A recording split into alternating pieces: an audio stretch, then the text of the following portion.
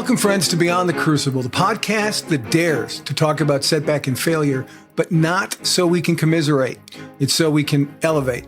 I'm Gary Schneeberger, the co-host of the show, and our mission today is to offer you the hope that your crucible experiences, those tragedies, those setbacks, those failures that you've faced or are facing right now, do not define you. They refine you. They did not happen to you. They happened for you. And no one I know, and I know a fair number of people, no one I know knows that better, I don't believe, than the founder of Beyond the Crucible, the host of this very program, and my friend, Warwick Fairfax. Warwick, there are a number of reasons why I know you're very excited about this episode.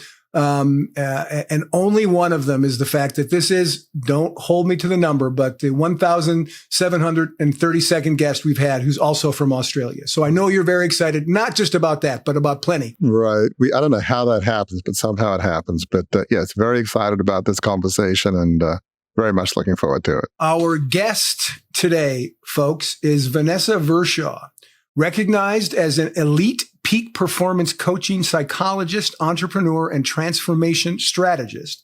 She's a trusted advisor to executives, key decision makers, ASX 20 and Fortune 100 organizations globally. Vanessa has dedicated over 2 decades to helping leaders reimagine their futures using a potent combination of business psychology, design thinking, neuroscience, and ancient wisdom. A visionary born with a fire raging within, she empowers leaders to shift their mindset towards resilience, adaptability, and big-hearted ambition. A former budding journalist with the ABC, Vanessa is also a regular on national radio. She has been published and featured in many global publications. This is the really good part for me. Her most significant achievement is as a proud mother of 2. Vanessa loves to travel, cross-country ski, box, run, and write. She's inspired by the arts, random acts of kindness, and people whose souls are impatient to evolve. Warwick, that's fertile ground for you to get the conversation going. So I'm going to be quiet and let you take it from here. Well, Vanessa, it is an honor to have you. I felt so blessed to be on your podcast, Ambitious Minds with James Kelly. And as I read a bit about you, it's kind of crazy because we couldn't have grown up more differently, obviously from Australia, but opposite coast, me from Sydney, you from Perth. But I felt this deep affinity with your story and your way of thinking. The words are a little different, but the sentiment and the heart is extremely similar. It was just this eerie feeling as I was reading it. It's like I could, it's easy for people to say, I can understand where you're coming from. Those words are often misused, but I really felt I could. And, but we always start with getting to the backstory and we'll get to crucibles after that. But I want people to understand there are some, obviously many in Australia that will know you, and your backstory helps people understand why is Vanessa the way she is? Her, big heart, her compassion, her drive, in the best sense of that word. I mean, I love your definition of ambition. So I want you to maybe I didn't want to read it in my voice because you will do it better than me. You have this wonderful thing in your book called the Unreasonable Ambition Leadership Manifesto. And those words are just unbelievable. Before we get to that, I love the quote that you have, the very first words in the book by, if I can pronounce it right, Guillaume Apollinaire. And this, if you had to describe Vanessa Vershaw, this is probably pretty close to your life philosophy, And I love what it says. It says, "Come to the edge," he said. "We can't. We're afraid," they responded. "Come to the edge," he said. "We can't. We will fall," they responded. "Come to the edge," he said. And so they came, and he pushed them, and they flew. Just that concept of the edge. Come to the edge. That's where life is. So before we get to the backstory, if you wouldn't mind, could you read just that leadership manifesto? Because it's Sure. just unbelievable what you wrote there. Sure. It really is thank unbelievable. You so much. And thank you so much for having me on the show. And right back at you, Warwick. Just such a what is it that Rumi says? Sometimes we can see our souls in another. And I think we saw our souls in each other, and I really recognise that. Okay. We are the unreasonably ambitious. We face life with confidence and courage. We choose to go beyond resilience, pursuing success with unreasonable ambition. Adventure seekers, we're attracted to the thrill of exploring new frontiers and roads less travelled, no matter how perilous, thinking big and beyond. Energised by unreasonably ambitious agendas, we are first to lead into the unknown, making it safe for others to follow. We live a life of awe, wonder, and limitless possibility. We're grateful for all the gifts we have been afforded.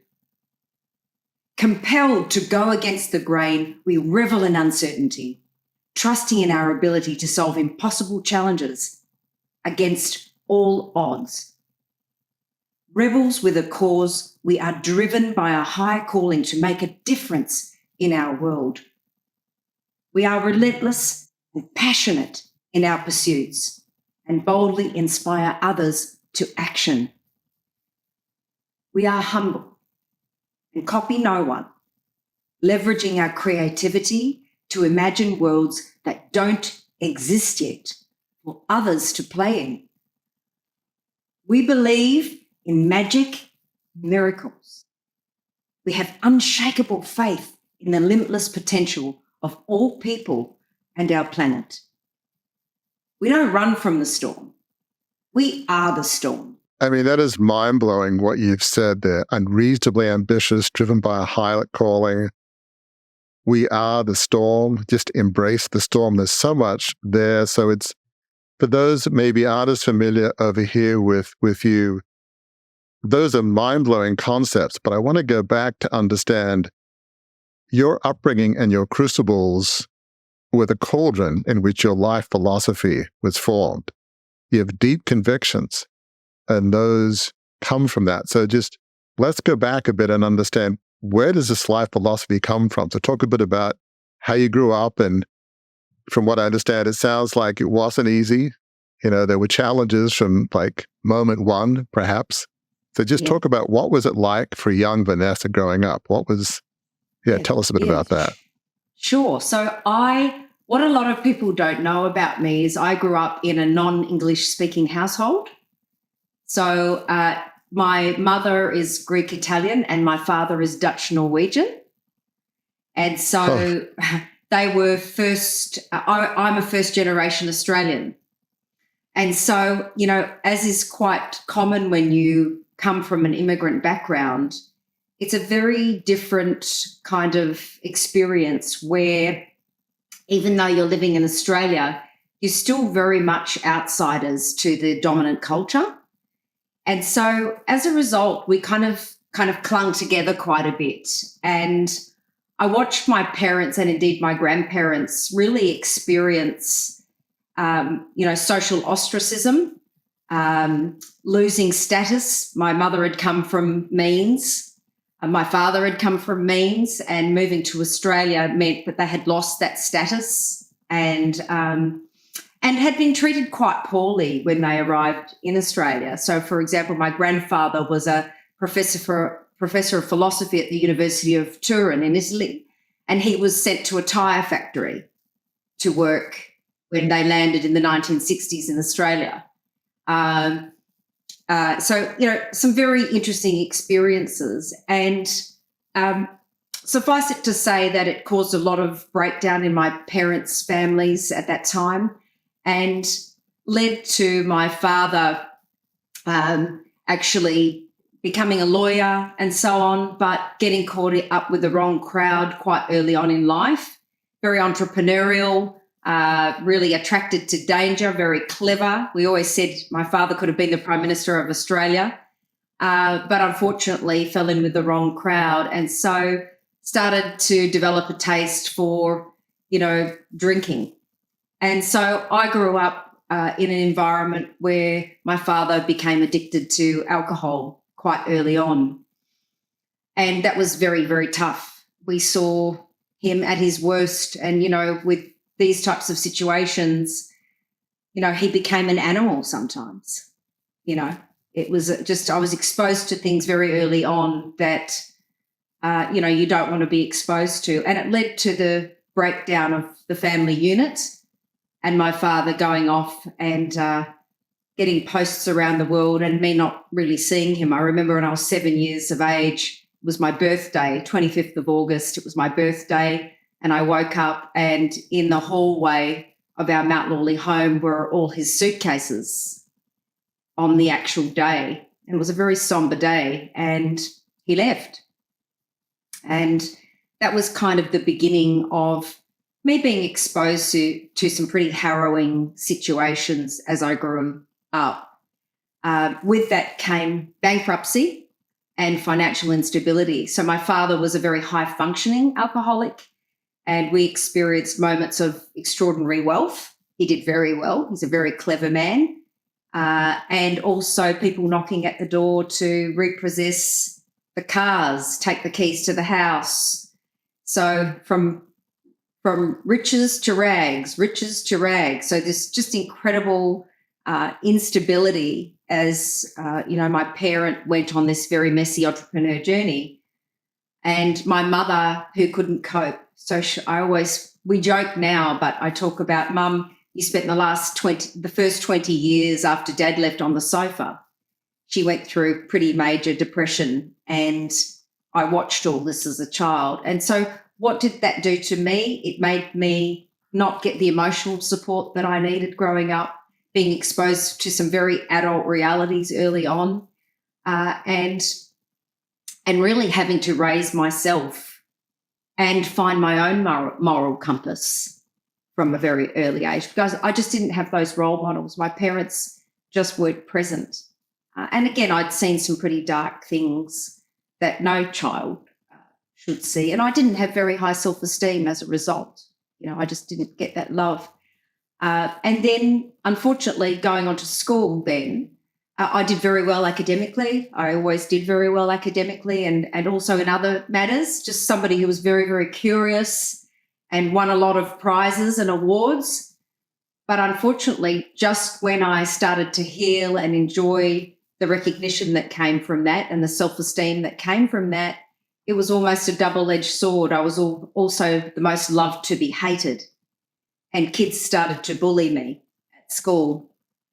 One day on my way home, there were two girls waiting for me, and they were teasing me about my grades and that I was a suckhole and, always winning everything and who the hell are you?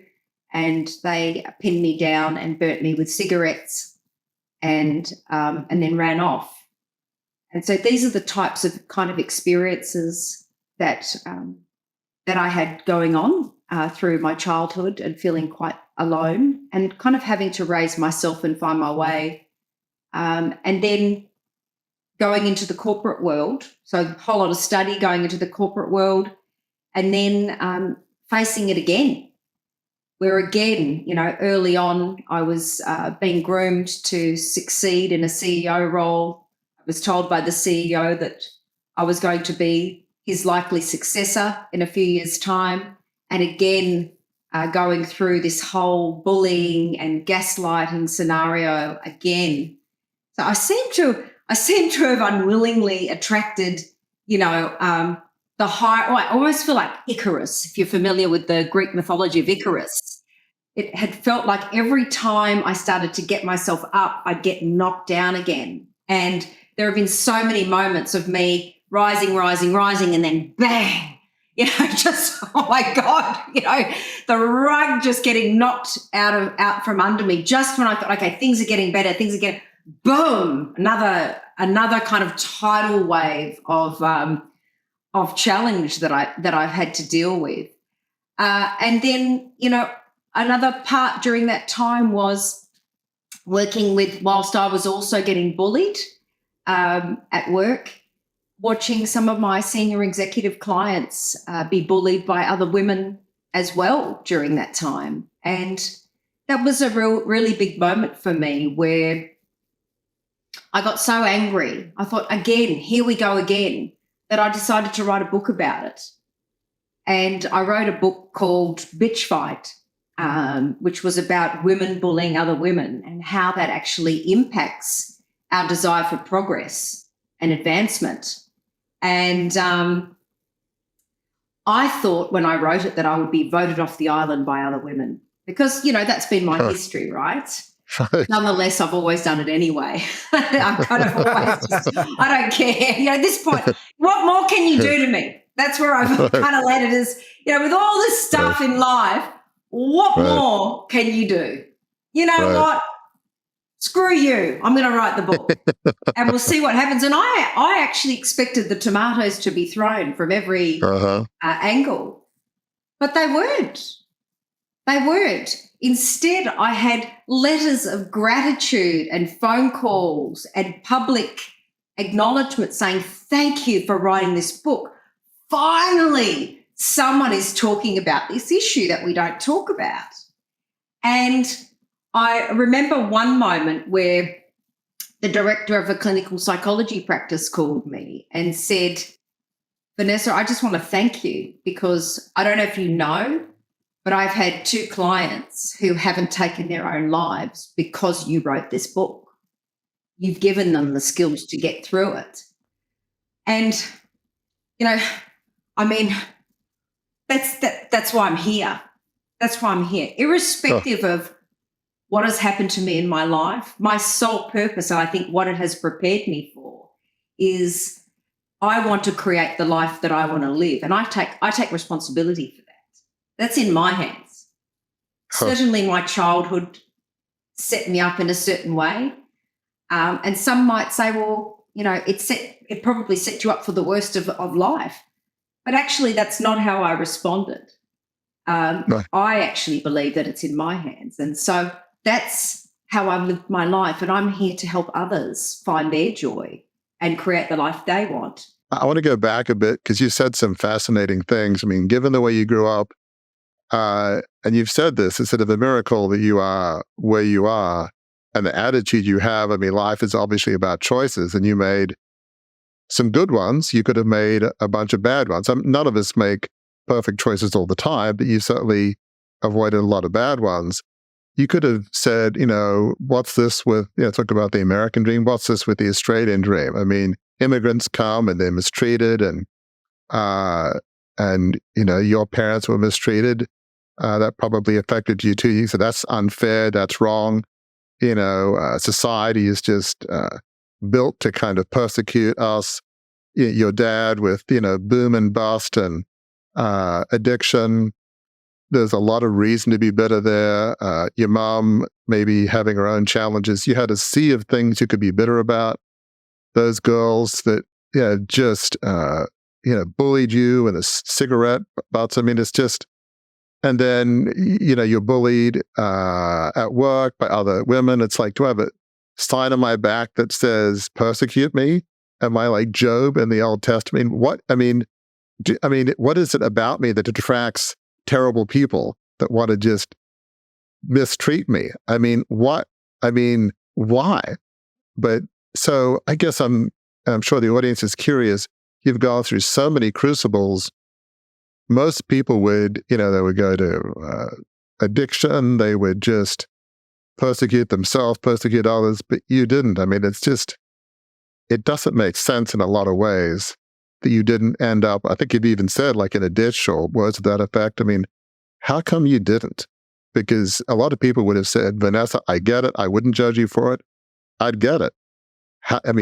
Why didn't you? Because it almost doesn't make sense that you are where you are and you are who you are. Yeah, and it's a really interesting question. And it was funny, somebody asked me this recently and it actually sparked me writing Unreasonable Ambition, to be honest with you.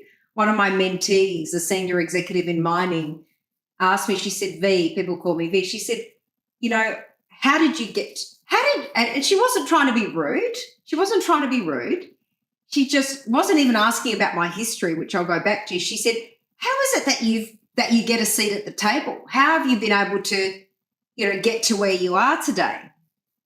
Like quite fascinated by it, and that you don't get scared when you're in the room with all these, captains and male, female of industry, and you don't, and it's really interesting because I have always been energized by challenge. So even in my darkest of moments,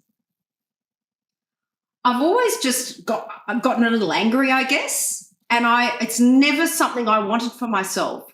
And I think probably I have had examples along the way of how it could be. Some of it through reading. So I'm a voracious reader. And I think when you're a voracious reader, and I love the classics and hearing the stories of others, because I used to spend hours and hours in books with my head in books, it shows you what's possible in life. The characters in the books show you what's possible in life. So reading and literature was a huge form of my own healing, self-directed healing, as crazy as that sounds. And the classics and mythology, Greek mythology and different mythology. But also I should mention that I had an extraordinary grandparent. So my grandmother was a very strong driving force in my life. And I think my relationship with her probably also saved me. She was a very positive woman. A lover of life. And I could always find solace in her company. And no matter how bad things got, she was always sunshine about it. Doesn't mean that she didn't have some moments. She got angry, but her attitude really shaped my attitude. And so that very much shaped how I become. But I've always been the kind of person that I realized very early on that not only did I think differently from other people, I felt different. I saw the world differently. But I realized that I danced to the beat of my own drum. And even when other kids bullied or harassed me or teased me, because that's been the story of my life, it's because many of the time they were envious. And I realized that now. So for example, fashion. This is a stupid example in high school where I did my hair in this crazy like Fanta can rolled up, with the tie-dye in the 80s. And I went to school and the kids just took me down. Oh, look, who does she think she is standing so tall? What's that hairstyle? Blah, blah, blah. 2 days later, half the school is doing the hair like me. And this is the story of my life, guys. I've noticed that I tend to set trends and that people follow. And in my reading and talking to people, I've understood, as hard as it is, that when you're a leader in life and at work, you have to be prepared to have a target on your back. And that's something that I realized early on. I had a target on my back early on, just by existing. And that it was a good thing, as hard as it was. But I was prepared to take that mantle.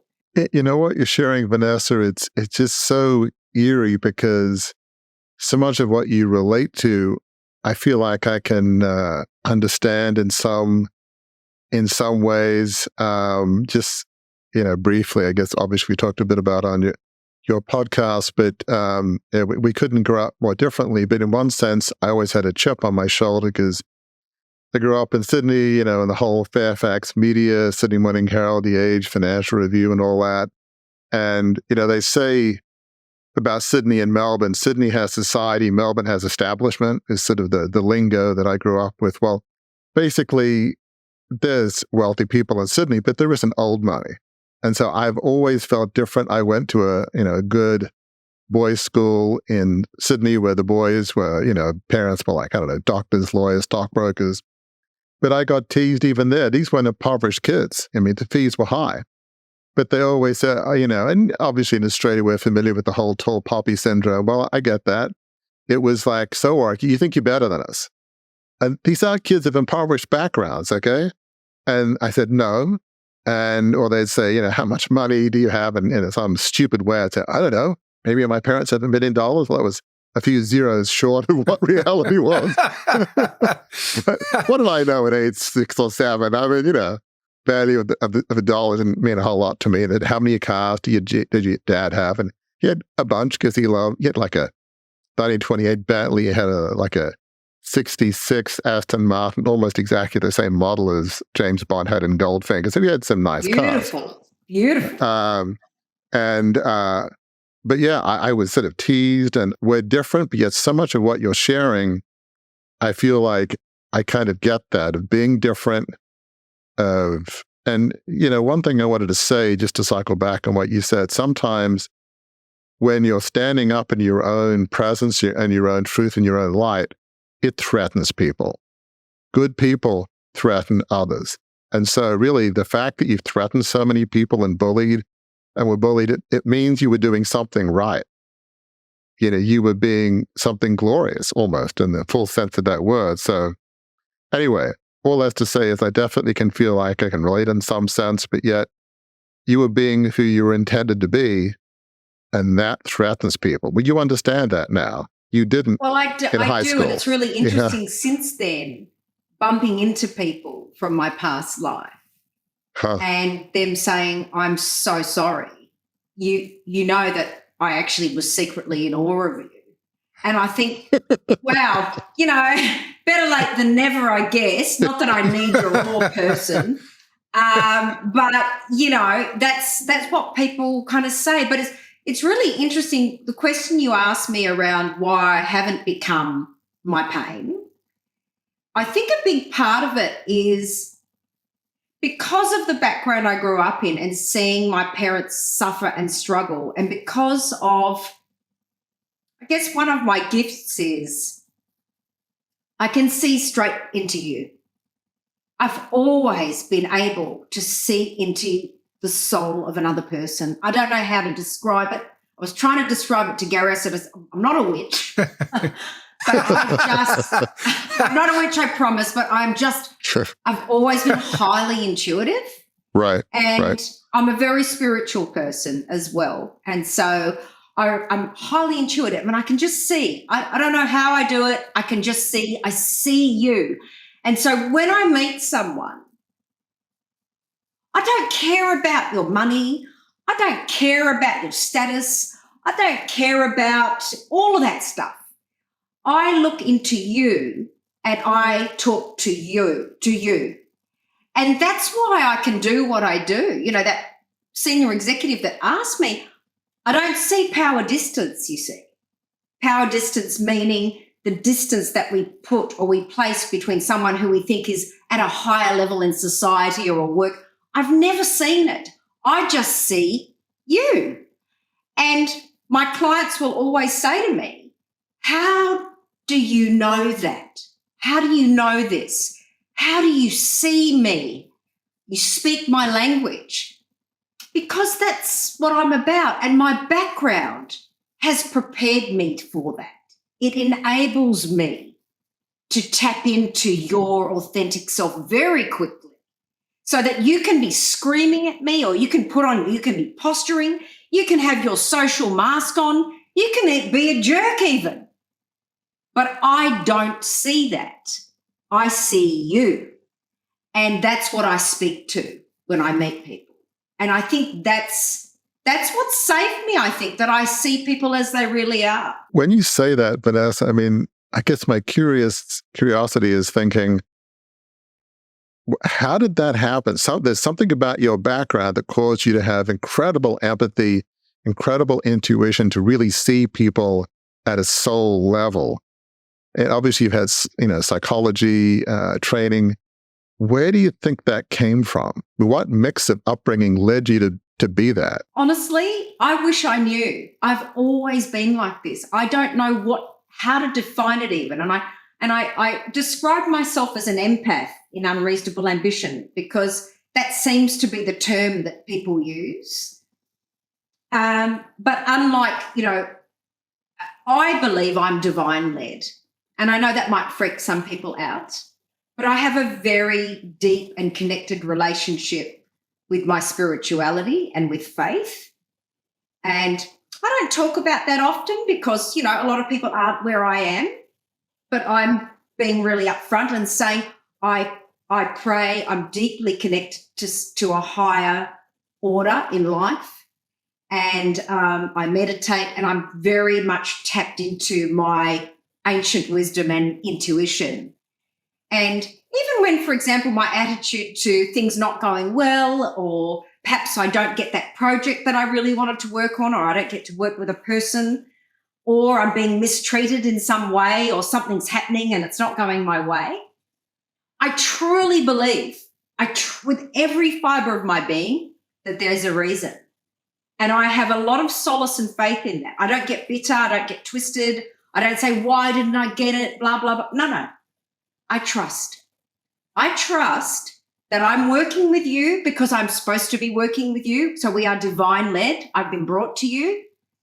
Or that I wasn't successful in attaining this particular opportunity because there's something else. There's a bigger plan here. And I have seen through my years, there is always an explanation for why it wasn't so or why it didn't. And I'm patient about waiting for that answer, but it always comes.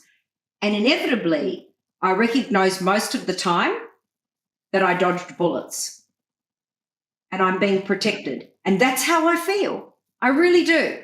I mean, what you've just said, Vanessa, I think I want listeners to really pay attention, because I don't know whether you call it your superpower, but certainly it's that way of thinking is incredibly helpful. And yes, in my own way, I can absolutely relate to that sense of a higher power. I remember, once the whole Fairfax media company went under in late 1990s, somebody gave me a book. It was basically, about the life of Joseph. And there's a passage at the end of Genesis where it says, they meant it for evil, God meant it for good, basically. His brothers selling him into slavery, which is about as bad as you can get in terms of persecution. But yes, just looking back on that, and as I said on your podcast, I'm able to have the life I want, which I couldn't have growing up. I have 3 adult kids who can be who they want to be. It's clear to me now what that divine purpose was. Wasn't clear at the time. You've looked at setbacks as, okay, there's a purpose here. I may not know what it is now, but there is a purpose. And that stops you being bitter, because you make a choice. Okay, I may not know what the purpose is today. I'll trust the process, trust myself, and we're moving forward. That kind of mindset is game-changing. Does that make sense? That kind of mind shift, if you will? It is game-changing, because success is a choice. I believe success is a choice that you make. You get tested every day with decisions that you have to make, owning how you respond to situations. That's in your control. And you have to make decisions about how you respond, the decisions you make, the people you choose to surround yourself with, the direction that you choose to go in. But you also have to do the work. We have to live a life that's committed to doing the work, to evolving into our best selves. And I guess that's the work that I do with my clients and the organizations I serve, is how do we evolve into the best version of self? And oftentimes people don't even know what that is. Honestly, I will say to someone, okay, tell me what your X factors are. Tell me what your gifts are. And do you know that 9 times out of 10, even the most successful on paper leaders can't tell me what they are. They haven't done and that is just, to me, I just think, what? So you've fumbled your way, ended up here serendipitously, and you have no idea of how you've gotten here, because they're just so reactive. Well, exactly. One of the things we say a lot here is, and this is not an original thought, is the inner work precedes the outer work. You want to do great works in the world, whatever that means to you, but you've got to know who you are. You've got to connect to some higher purpose. But you've absolutely got to know what your gifts are, what your divine passions. But your average executive, they don't look in. They're doers. Okay, what's the decision today? Let's move. I've got to increase earnings per share and move, do, and there's no reflection. I mean, I have a lot of things I'm not good at, but I'm an extremely reflective person. That's just the way I'm wired. That just comes naturally to me. But it's so unusual. So one of the other things I love in your book, you talk about unreasonable ambition. Now, for some of this, it's like ambition can seem like a bad word, not in the corporate world, but nonprofit, whatever. It's like, does that mean it's all about you? but I love the way you define it. Is you talk about being ambitious is to be driven by a higher calling. You talk about the calling of our soul. So for you, ambition, you define it, and you talk about the raging fire in your belly, which is incredible. But for you, ambition means something different than to your average corporate executive. So talk about your definition is really different. So what do you mean by unreasonable ambition? And it's really interesting, and why I define it that, and you're right. Ambition is, you say ambition, and people think dirty. It's like when you say power. You say power, people think dirty, or politics, dirty. We have to reframe our notion of that, and that's why I call it. It's having ambitions that are viewed by others as otherwise unreasonable, and those ambitions are: what does the world need from you? What does the world need from you? You know why? Because it's not about you. This life is not about you. It's why we've got so much depression. It's why we've got mental health. You want to know why the world is suffering? Because we are focused on ourselves. This is the problem. Okay, so it's very narrow and myopic. When we look outwards, it changes everything. What does the world need from me? What are the gifts that I have? What are the contributions that I need to make? And how can I deliver to that higher ambition for the world using all the gifts that God has given me? And when you do that, when you don't make it about you, suddenly your life changes. Suddenly your life becomes one that is fulfilling, that is joyous, that is significant, that is surrounded by the right people, where you are bolstered and resilient, because having higher ambitions makes you resilient, because it's not about you. When you are driven and motivated by a bigger calling, you don't have time to feel sorry for yourself, because you've got more to focus on. And it's so interesting that I'm so sad about the fact that many of my execs and board members, and look, they get beaten up with love very quickly around this and, sent on the rightful path. But they get to the end of their careers, or that, 50 plus, okay, I've made my millions, so I don't need any more money. Now what? And they go through this attack of conscience and crisis, midlife crisis of a different nature, where they don't know what they stand for anymore. They don't know what their purpose is. They become despondent and unmotivated because they've been focused on the wrong things, and they haven't done the work that is around their soul purpose and their bigger reason for being in this life. And as I always ask them, okay, you've done all this stuff. Great. Kudos to you. You're amazing. Now what? Now what are we going to do with that? How are you going to serve the world now with that? Let's talk about it. Talk about what you're missing out on, the joy and fulfillment that your average executive doesn't know, but at least on your better days, like me, you get to taste that. So talk a bit about that so people understand what is it they're missing. That's it. And don't leave it until the end of your career to ask yourself those questions. I mean, I think the biggest failing of humanity would be to live a life that is less than we are capable of. And I just have extraordinary faith in human potential. And that's my commitment is, how do I help you see what you are capable of?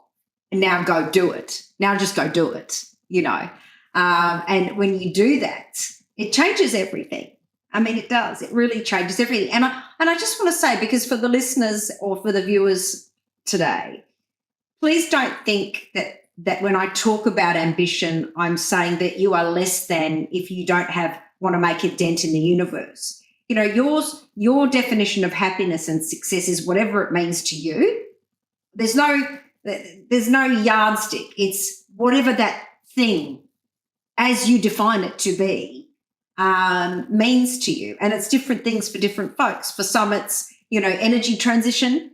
And for others, it's being a great, having a wonderful family and being and having happy children, and whatever it may be, whatever your bliss is, it's about getting out of your own way and then just doing it. And that's what I talk about. And I don't have a prescriptive lens on working with my clients either. I had an extraordinary experience with one chap who was the CFO of a very large organisation in Ottawa, in Canada, and he'd been sent to me by the CEO because they wanted to get him ready to succeed. And he came into my office, and I'll never forget this. He came into my office and he just looked downtrodden, like he had the worst energy. It was flat, hair stuck down, just hunched shoulders, no life, very boring when he spoke, like watching paint dry, listening to him speak, to be honest. It was like droning. I'm thinking in a voice, oh, God, here we go. And shame on me for being so judgmental. He's an accountant. Oh, great. Oh, great. This is going to be fun. Okay, that's the truth. That's what I was thinking. So he comes into my office and I'm going through the questions to see what his trajectory would be to become CEO of this institution. And I stopped and I thought, I'm not getting anywhere with this guy. I'm like banging my head against the wall. And I said to him, Gaston, I said, I feel like I'm just wasting your time here. This is why you're here, but I don't feel like I'm asking you the right question. I've got another question I want to ask you. And it was one of those divine moments, guys. Don't know where it came from, sounds out of context, but you know what? I just went with it. And I said, what do you want to be when you grow up? Great question. And he looks at me and this smile just filters over his face and he lights up like a sunbeam. And he says to me in French, of course, and he says, un chanteur, a singer.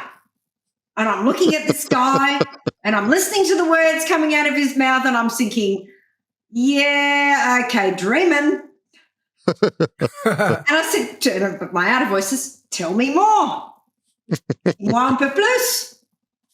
And he says, I've always loved to sing. And I imagined myself not being an accountant, but being a singer later in life. And I said, well, everybody wants to be a rock star. I said, so to explore this route, I said, let's do a legitimacy test. Can you actually sing? Mais oui. Yes. I said, what do you think? He says, Elvis. I said, I'm thinking, oh, God. I said, okay, right here, right now, I want you to get up. Blue suede shoes, baby. Blue suede shoes. Let's go. And I'm thinking, yeah, whatever. So he gets up and like he's quite a, like this, turns around. 1, 2, 3. 1, 2, 3. Blue suede shoes. Blue suede shoes. La, la. And the guy is rocking it. He's rocking it. He was Elvis. This man comes to life telling me about Elvis and singing like Elvis. And I said to him, mate, in French, mon pote.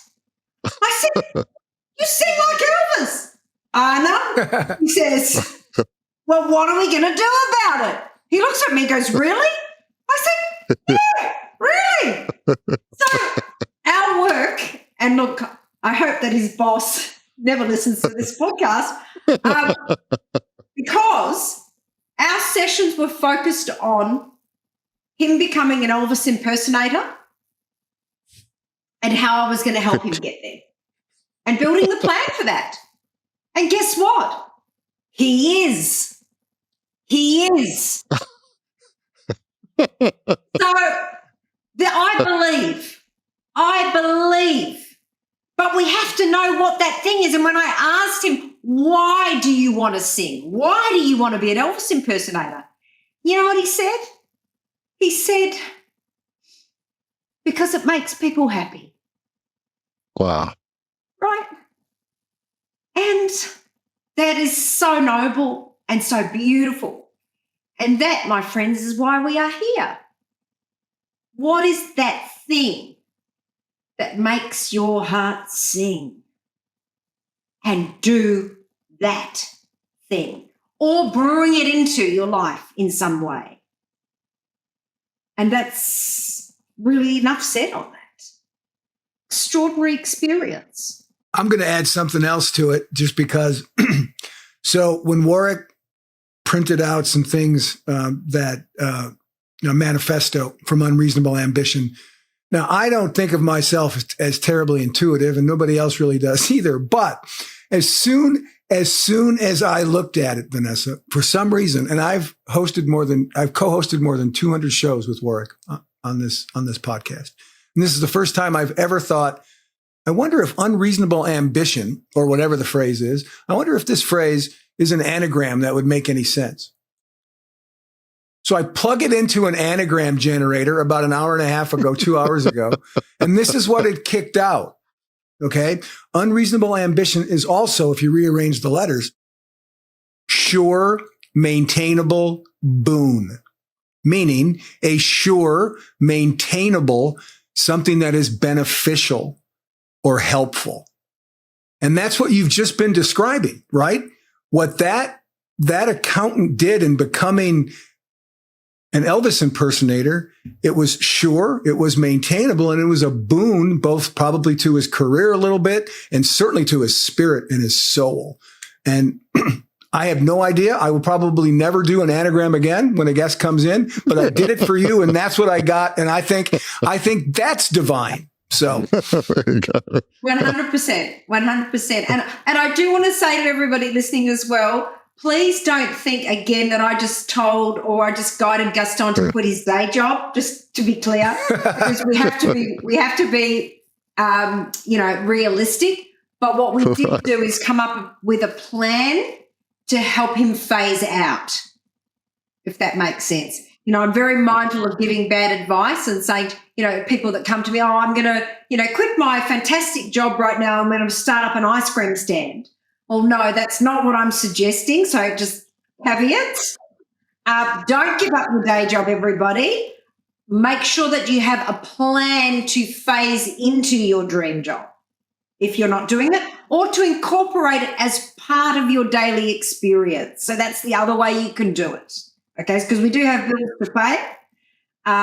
So I just want to be just disclaimer there for a second, just in case. Yeah. Very wise words. I mean, as we kind of round out this conversation, I have a feeling, you're pretty transparent on your website, but people meeting you would say, well, you're a top, executive coach, corporate consultant. You help to produce, game-changing strategies, all of these wonderful things. But yet, if they really got to know you, they say, well, yes, but there's a higher purpose. There's a broader purpose than that. So if they really read who you are, it's not like it's not clear, but probably at first blush, it's like, a friend of mine at their corporation used Vanessa, and she was great, and she can really help turbocharge your organization and corporate culture and whatever they're thinking. But my guess is your true purpose is a bit different than maybe what they think. So describe what your average potential new client thinks they're going to get, potentially, and what they actually really do get. Because I have a feeling it's a little different, right? I go in incognito, you're right. because I know that the world is often not ready for me at first, the real me at first instance. And so absolutely I lead with my skill set, my ability as a psychologist to come in, my specialization is in high performance. And, I'm a scientist, right?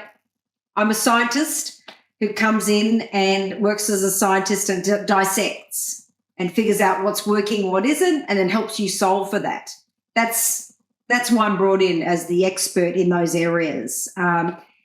However, what the real experience people have and what they tell me is that their life is changed. They're able to tap into and understand what their deepest motivations are, who they really are, and re-enter the world with confidence and courage to truly make their dent in the universe. and be clear about what that looks like, they are forever altered.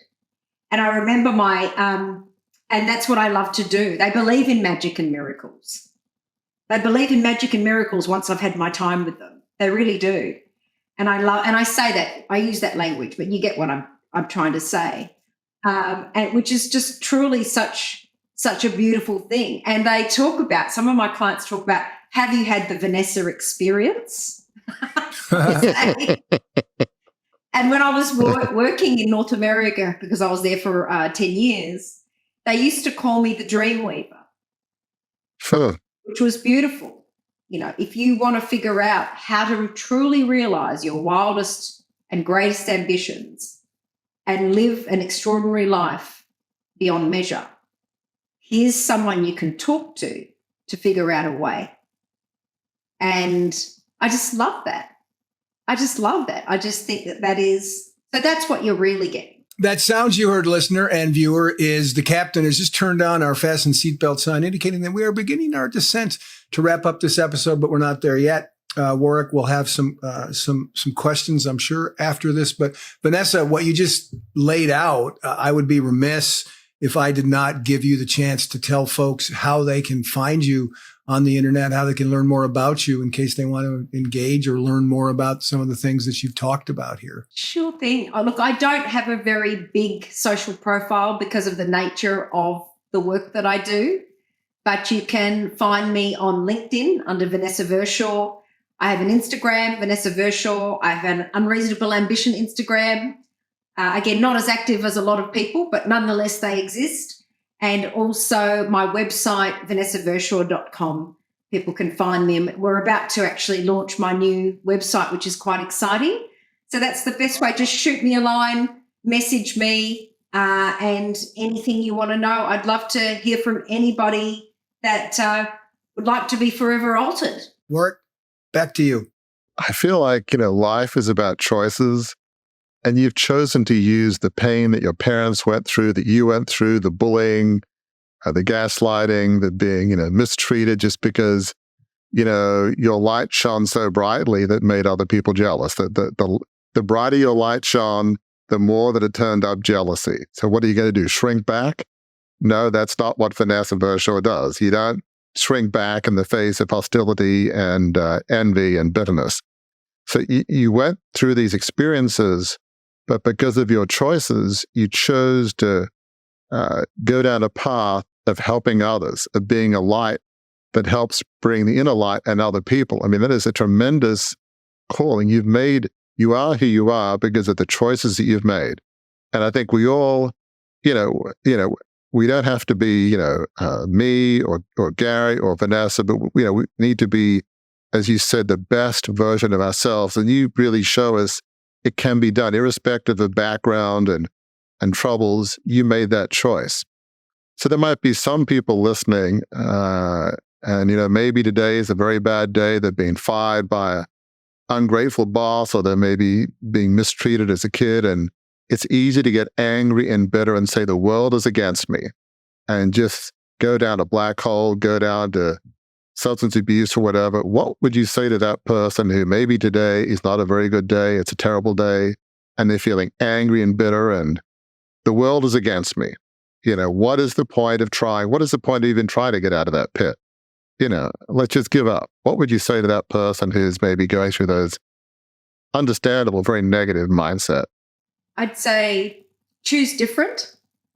I'd say believe that you can achieve the impossible in your life no matter what, and have the faith that it will happen if you choose it. I have been in the communications business long enough to know when the last word on the subject's been spoken, and Vanessa Vershaw just spoke it.